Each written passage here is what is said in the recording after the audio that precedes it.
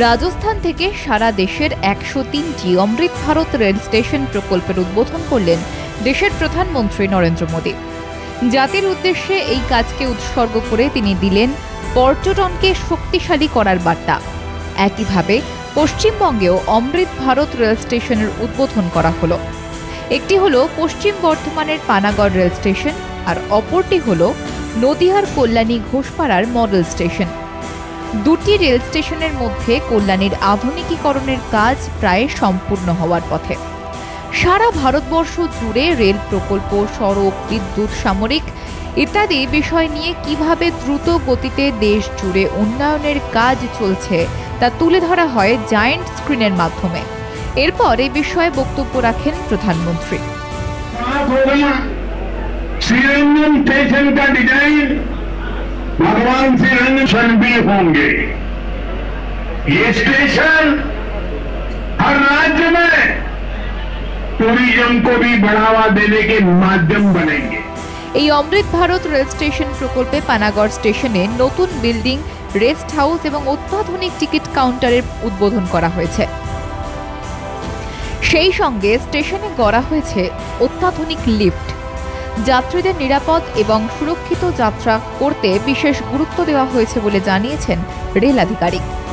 এদিন অমৃত ভারত স্টেশন প্রকল্প স্কিমের একটি ফলকও উন্মোচন করেন রেল দপ্তরের আধিকারিকরা। স্থানীয় যাত্রীরা এই কাজে বেজায় খুশি। मैंने बहुत सुविधा यहाँ, हर तरह का ठंडा पानी, सीढ़ी हो गया, तो मेरा बैठने का व्यवस्था बढ़िया है, हो गया। देखने में लुक अच्छा हो गया यहाँ का। आज को इनॉग्रेशन हो रहा है ये अमृत भारत स्टेशन। हाँ हाँ, कैसा लग रहा है? बहुत अच्छा, बहुत अच्छा। पहले क्या था इसमें? पहले से पनागढ़ में मैंने बहुत अंतर आ गया, बहुत अंतर। क्या क्या दिक्कत था? मैंने जैसे सीढ़ी ओढ़ी का समस्या था, प्लेटफार्म में बहुत अथी था, गंदगी था। अब सफाई बहुत अच्छा है। আসানসোল ডিভিশনের এডিআরএম প্রবীণ কুমার প্রেমও এদিন উপস্থিত ছিলেন পানাগড়ের এই অমৃত ভারত রেল প্রকল্পের অনুষ্ঠানে। স্টেশন সংলগ্ন এলাকা থেকে রোড পার পর্যন্ত যে রেল গেটটি আছে সেটা দীর্ঘক্ষণ পড়ে থাকে, যার কারণে সমস্যায় পড়তে হয় সাধারণ মানুষকে। এবার দ্রুত এই রেল গেটে একটি ব্রিজ নির্মাণ করা হবে বলে আশ্বাস দেন এডিআরএম। अमृत भारत में यहाँ पे जो काम हुआ है, आपका प्लेटफॉर्म रिफर्बिशिंग हुआ है, एफओबी का एक्सटेंशन हुआ है, नया booking room with waiting hall बना है, और भी जैसे स्टेशन ये कोच इंडिकेशन बोर्ड लगे हैं, स्टेशन इंडिकेशन बोर्ड लगे हैं, ये सब काम हुए हैं। अमृत 5.5 करोड़ की लागत से लिफ्ट भी लगे हैं उस तरफ में। उसमें 5 स्टेशन यहाँ वेस्ट बंगाल में, एक तो आज हो गया है, बाकी आपका अंडाल है, सिवड़ी है, पांडवेश्वर है और एक सीतारामपुर है। 5 वेस्ट आसनसोल डिवीजन में, 5 वेस्ट बंगाल में है, 9 जो है आपके झारखंड में है और 1 बिहार में है। 15 का काम हो रहा है, सब में हो रहा है, काम चल रहा है सब।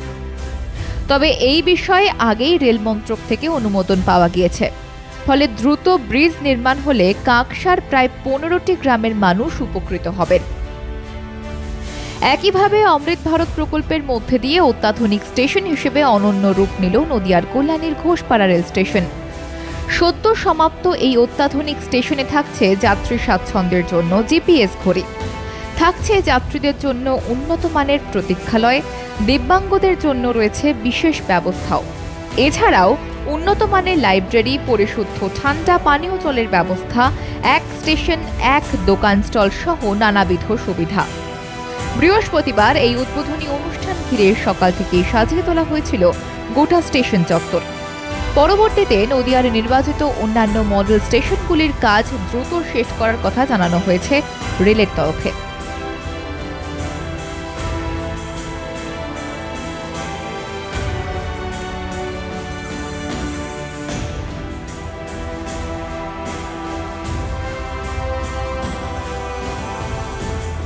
এই বিশেষ অনুষ্ঠানে উপস্থিত ছিলেন রানাঘাট লোকসভা কেন্দ্রের বিজেপি সাংসদ জগন্নাথ সরকার, কেন্দ্রীয় মন্ত্রী তথা বনগাঁ লোকসভার সাংসদ শান্তনু ঠাকুর সহ অন্যান্য বিজেপি বিধায়করা।